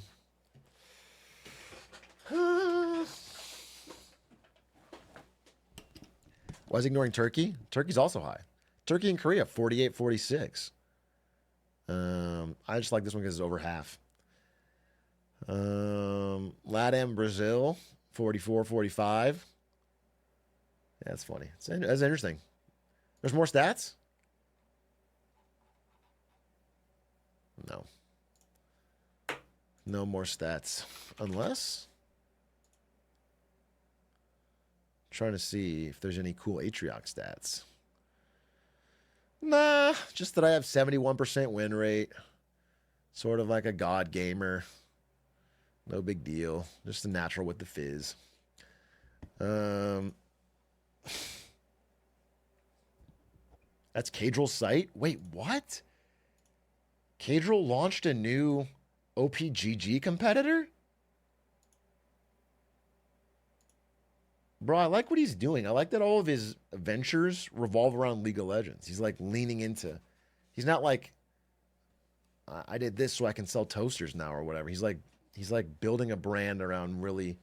He's the league guy. I think that's smart. I think it's cool. He knows what he's doing.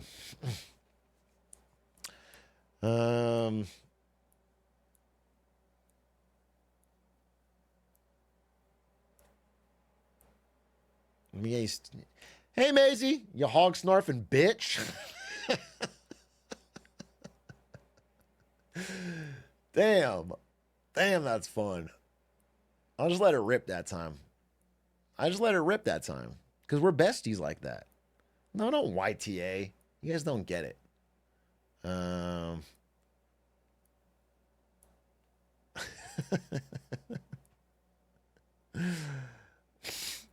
What did I want to tell Maisie? I had something I wanted to tell her, but I forgot.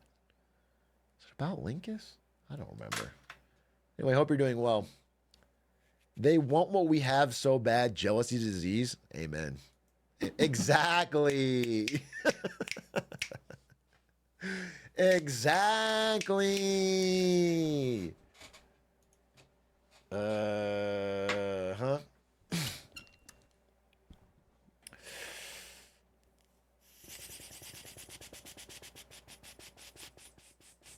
Okay. All right, all right. We talked about interesting things. Don't get me wrong. Don't get me wrong. We talked about interesting things. But perhaps we could learn something. Okay, I got two options for you. We're going to watch House. Don't get me wrong. We're not at house watching yet. But we could watch a video about houses. I want you guys to pick one of these two videos that you want to learn about. Because I'm interested in both. Okay? Two videos that we're going to watch together and learn a damn thing. Do you want to know why Nissan is dying? Or do you want to know why Americans can't find starter homes? Can I get a poll? Is any mod in here? Nissan or starter home poll? You guys are typing one or two. There's no poll yet. Here, I'll do it. Nissan starter homes. Boom. Oh, someone already did it. Dude, you can't stop. Don't do one or two. Dude, type it in so that people don't know what they're doing. I almost had a fucking poll. Who's the mod that put one or two? I'm lazy. It was probably Quack, dude. Don't say lazy ass mod. It was probably Quack. Quack trying to fucking pawn it off. Who put it? It wasn't Yeti. It wasn't Yeti. It was Quack, bro. It's Quack, you fucking. Oh, bro, we got this, all right? Dude, what the fuck? It was R-dubs. Oh, it's worse. Probably Quack's fault for letting it happen, though. Fucking Quack. R-dubs, don't worry about it. Don't let him fucking push you down. Yes, you typed it in and did it, but like, Quack was on watch. And he fucking dropped the ball on this one. This is a big Quack L. All right. No, it's one or two. Nissan 1, starter homes 2. The poll is clear. The poll is queer. Queer. I didn't say queer. Clear.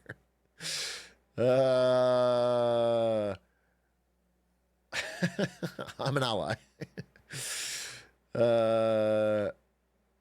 2, starter homes. Let's watch it. Let's learn. Why can't Americans find starter homes? Americans can watch to learn more, and Europeans can watch it to feel secret joy at American pain. They can be like, oh, that's so tough, but secretly they're like kind of happy that, like, you know what I'm saying? Or Canadians and Australians, whatever. All right, let's watch it. I need my headphones. Oh, this is a nice looking house.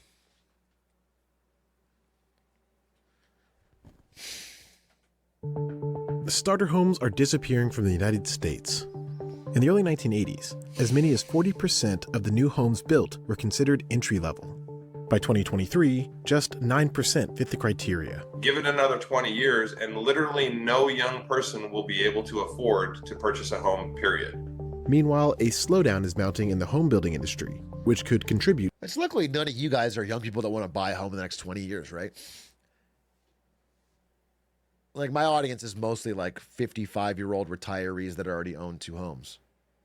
Like, it's not younger people who use the internet and Twitch that like want to one day own a home.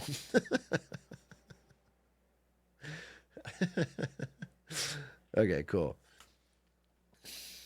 Due to the ongoing decline of the starter home. Both housing starts and building permits, which are an indicator of future construction, have slowed down this fall, and it's not just seasonal. There are over 3 million potential first-time home buyers in the country. They're up against high home prices that keep rising. What you're starting to see are mini price bubblets in markets that are an hour, 2 to 3 hours from major metropolitan cities. It is such an unusual market because we have an all-time low of first-time home buyers, but an all-time high of all cash buyers. So where did all the starter homes go? Where'd they go? A starter home is typically modest in size and price. It's the most affordable home in any market. If you're in the Midwest, maybe it's in the $100,000 range. If you're in California, a starter home might be in the $400,000 range. To me, a starter home used to be a smaller condo, a smaller space, and someone would upgrade maybe after 5 years as they get married or have a family and want to move. But now we're actually seeing that most people are buying their first home as a single family residence and really planning on staying in place. America's home builders are making fewer of these kinds of units. If you look at the number of single-family starter homes, those defined as being 1,400 square feet or smaller, we used to supply anywhere between 400 and 500,000 units a year. Over the past decade, builders have put up less than 100,000 homes each year. Really, by far, the number one reason. I understand. If you're buying a starter home or you're like getting your first home and there's no starter homes, why not just buy a $4 million mansion? I guess I'm not, just buy something bigger. Do you know what I'm saying? Buy like a big, true, I don't get it. Okay, maybe we're just the only sane ones. I just don't understand why no one does that idea. Like, do what Ludwig does and buy 3 homes. Do that. And then fucking rent one to XQC. Like, I don't understand why you guys don't do that. Is the increasing difficulty that many builders have in dealing with zoning regulations. Zoning laws are set at the local level. These laws can determine the size of each lot in a neighborhood. They can also specify how far a structure is set back from the property line, how tall it is, or how many units are on site. In many cases, these laws create an opportunity for local residents to challenge new development. The residents often raise concerns, like overcrowding of schools and wear and tear on local roads. A lot of this has to do with density restrictions within local communities. Such bullshit. If we let too many people live in this neighborhood, it'll wear down our roads. No, we can't build housing here. They'll drive all over the damn roads. They'll wear them down to nothing. such a bullshit excuse. That's stupid. Yeah, the additional people will pay far more in taxes to improve the road. That's insane. It's just you want to keep your property values high. You don't want anyone else in the neighborhood that could possibly drive the price down. It's fucked up. If you build no housing, your price appreciates. They may not want a townhouse or a condo community coming in, but they absolutely will welcome a single family community. Zoning codes are found all around the country. The most restrictive ones are often found in major cities. Many builders are not leaving money on the table. They are just simply unable to build, or it's become so expensive to build that they can only build high-end single-family and high-end multifamily. Given the high price of land, labor, materials, it's very difficult for big home builders to build the entry-level homes. There are a couple who specialize, like D.R. Horton, which has an express homes division, which specializes in starter homes. But for medium-sized builders, it's just very expensive in order to pencil all the costs they have and make it affordable to that lower-end buyer. Sure. As a result, home builders and first-time buyers are targeting further-flung locations. We've definitely seen a trend toward purchasing a home further from the urban core. So you do see a lot of new construction in suburbia and exurbia. Which would be cool if there was a growing amount of work from home jobs and big companies weren't trying to stamp it out with their last breath. But without it, it just makes it like, damn, we really got to fucking commute. Home values are now rising most rapidly in low-density and rural areas. Experts say that relaxing these codes could lead to higher levels of home building and preserve affordability. You know, for example, in San Antonio, is there some building? What's exurbia? It's my grandfather's favorite card. It's how I won the Duel Master Championship. I hope that answers your question. Builders that are building sub 1,000 square feet, single family detached homes, right? Which would have been almost unthinkable just a few years ago. So the market is reacting, but its response mechanism is really limited because of the rules of the game. some areas with less restrictive zoning codes are welcoming. I actually don't know what the difference between an exurb and a suburb is. I assume exurb is just farther out.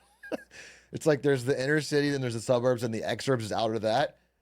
But I don't have a hard definition. I don't know like where it becomes an exurb.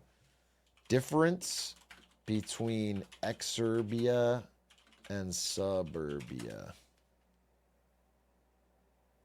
Yeah, it's just distance. It's urban area circle, then suburb is the circle outside of that, and then exurb is the circle outside of that. It's like rural with a suburb boundary instead of like, yeah, that makes sense. Okay. Many newcomers. For an example, see Metro Atlanta. Home is in Atlanta now. I'm currently in Decatur, Georgia, which is right outside of the perimeter, so I have easy access to the city. It gives a little bit more of suburban-ish kind of feel. It's just the culture, the energy, the aesthetic, the environments, a more elevated experience in day-to-day living, honestly. Lillian Mantaya is a filmmaker and entrepreneur. She was in line to buy a home in the Baltimore area in 2024, but that plan fell through. Since then, she's moved to Atlanta to live with her sister and come up with a new plan. I did grow up in Baltimore. I gave Baltimore a shot in my adulthood with my children, and I did the 9 to 5 and, attempted to buy a house there and everything. But Baltimore wasn't providing just the lifestyle, resources, community that is needed for me to thrive. And Atlanta has been able to kind of just support me more. All right. Experts say that more dense forms of housing could have helped first-time buyers, particularly in crowded areas. We do know that local communities are trying to address the lack of housing inventory in pretty unique ways. So accessory dwelling units is certainly a popular approach right now. That's one solution, but I think we need to be looking at adaptive reuse as well. So looking at vacant hotel motels, looking at vacant residential malls, Oh, yeah, we and talked about how this. do we bring residential housing units Housing in into malls. those areas?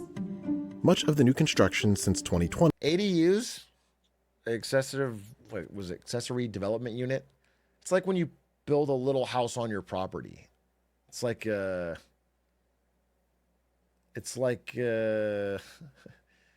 don't know. It's like it's like a shack. It's like a guest house or a shack or a tiny home or whatever. It's like there's a house on the property and then something else is the accessory unit. It's the shed out back. It's the I don't think people living in ADUs is a great solution to this problem. Yeah, it's like a detached garage. You could turn into a house. Yeah, it's like that.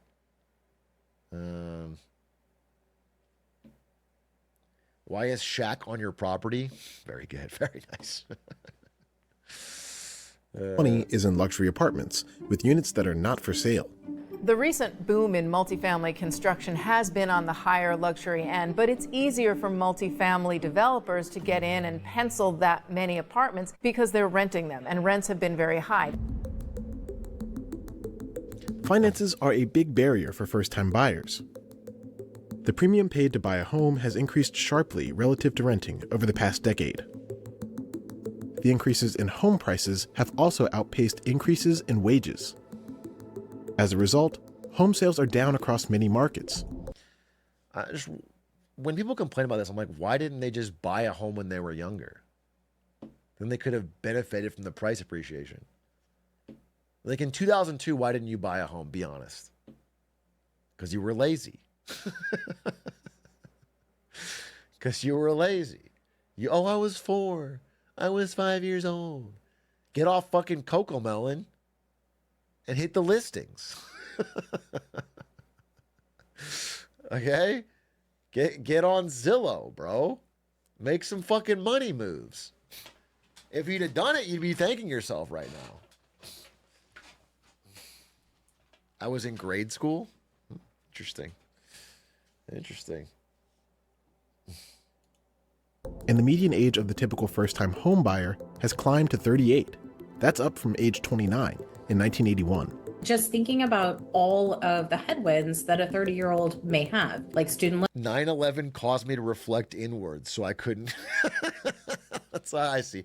Okay, if you were still grieving 9/11, that's a fair excuse to not buying a home when you were 2 years old. That's fine. If you were still like, man, I don't know what this is going to do to American democracy. I'm worried we're going to waste an enormous trillions amount of dollars in nearly pointless overseas wars that gain nothing for our country. And but if you weren't thinking about 9/11 and you didn't buy a house, that's on you. That's on you.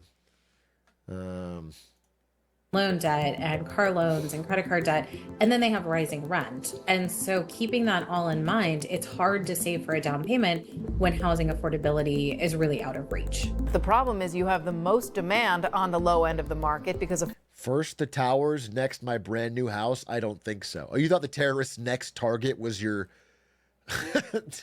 2-bedroom, 1-bath in suburbia? You thought Osama was doing Twin Towers, Pentagon, your fucking detached garage. Okay, yeah, that's pretty fair. That's good to be said. It's a symbol of American freedom. Yeah, no, that makes sense. affordability is so rough right now, but you also have the least supply on the low end of the market. The average price of homes has increased rapidly too.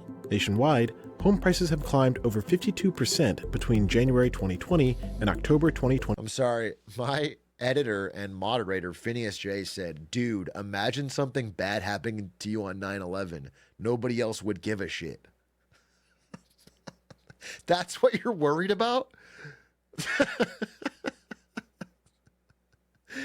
Well, it's not real. That's not fire. Yeah, of course. Of course. It's a massive terrorist attack. Blew up 2 buildings. They're not going to be like, oh, you got stuck in traffic? Oh, you got a flat tire? No, it's not. Oh, you spilled coffee on yourself? I stubbed my toe. Yeah, that sucks. You stepped on a Lego? That sucks, but terrorism, of course. This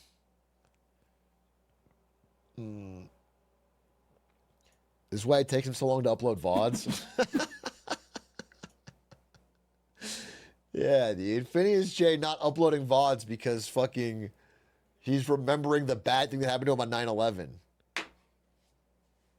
His fucking Paw Patrol toy got taken away. Or what? Paw Patrol didn't even exist, bro. That's a post 9/11 artifact. I don't know what you had.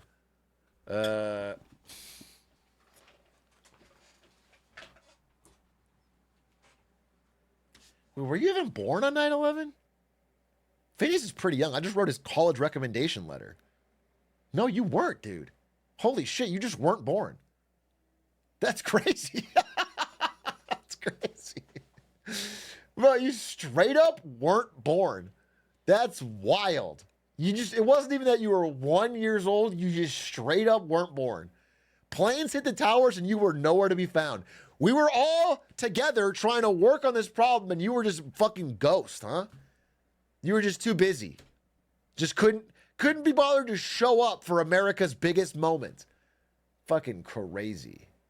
Where were you on 9/11? I was in Germany, actually. Famously, I celebrated not 9/11, but because my math homework got canceled. And I didn't understand the gravity of the situation. I was very young. It was explained to me with force by my dad. I'll just say that. My dad explained to me the importance of 9/11.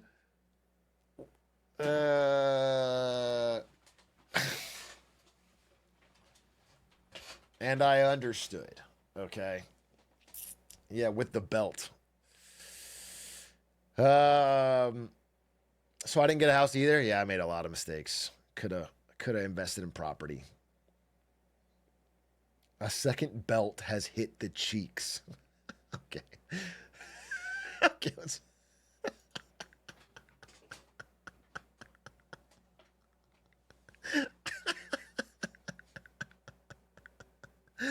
That one got me.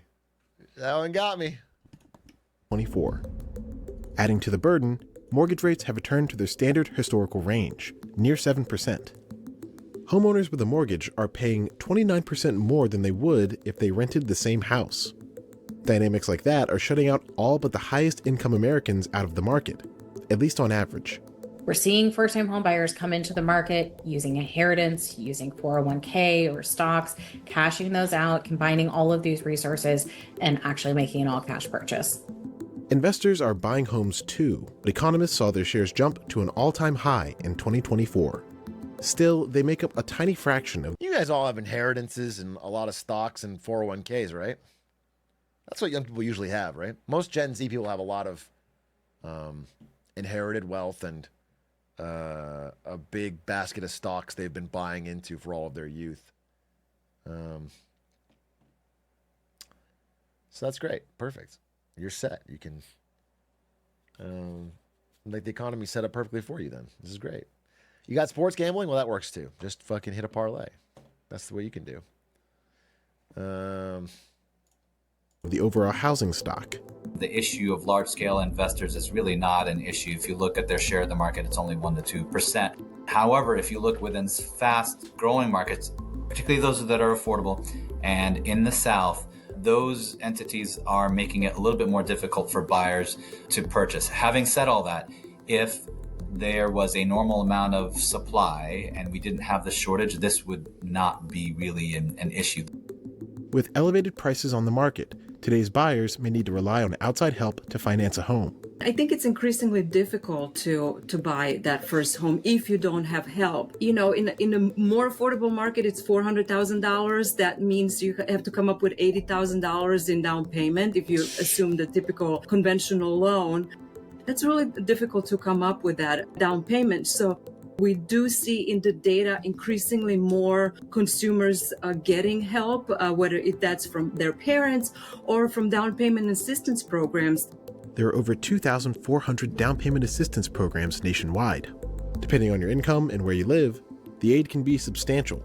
I haven't purchased a home yet, and I've been in the process of purchasing a home. But being in this process, I definitely have more of a optimistic, I guess, perspective with home buying now. And I just talked to a realtor here, and she even told me that you are able to purchase a home even with a credit score of 500 and something. So I think it's just a matter of taking the initiative and knowing that you can be a homeowner. Wait a minute. Wait. Is this paid for by the National Association of Realtors? What the fuck? Hey, be fucking careful. We're not going to fucking push a bunch of subprime loans you can't afford to pay onto people. Don't just think... Don't buy a home you can't afford. Especially if you're buying a home, think of what would happen if that home dropped 20% in price or in value. Just understand what that would mean to you. That's a relatively small dip. That's a normal dip. I mean, that's a fucking... Just understand, like, don't fucking... If you buy a home, plan to live in it for a while. Don't plan to flip it. Especially in some of these hot markets. Dude, prices in, again, some cities in Texas, some cities in Florida are down year over year. It's not all fucking sunshine, rainbows growing. Austin, Miami, yeah, dude, it's fucking... The supply is... You look at... go to Zillow for, like... Austin or whatever. You see it's a lot. There's a lot on sale. And the prices are starting to drop. They've been holding out, but they are starting to drop.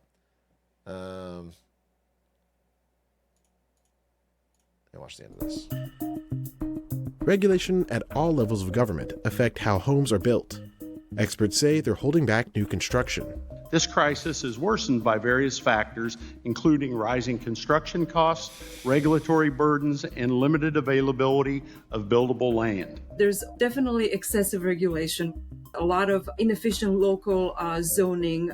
The zoning codes really originated nearly a century ago, and it made sense at the time. However, since then, there's been an increasing thicket of layers that have made it increasingly difficult for builders. This is sort of the concern, unfortunately, with policy. is sometimes you have to think about in advance things that can go wrong. Like, so think about zoning. Like, it made sense in the 1900s, it began in New York City. It made sense if you needed meat packing plants to be a little bit away from residential areas, but you take that to an extreme and out of New York City and into, middle America, and then it causes problems. Regulation at this point can make up 25% of the builder's cost to build that home, and there is a lot of talk of deregulation, especially under the new Trump administration. Until more housing is built, prices are expected to keep marching upward quickly. The willingness and desire for homeownership amongst renters, particularly younger renters under the age of 35, is very high. However, the problem is the obstacles are also just as high.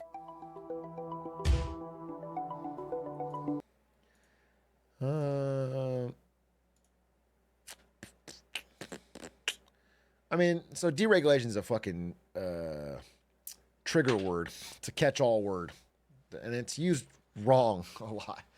Like, you could deregulate and get rid of the laws where you have to check it for fire safety and asbestos. That's a bad deregulation. You can get rid of fucking obscure and outdated zoning laws that make it so you can only build high-end housing. That's a good deregulation. So there's obviously a lot of slop regulations that have built up and ossified over the years that you have to fucking clear out and improve. But, sometimes the wrong ones get deregulated, then you end up with fucking lax safety standards.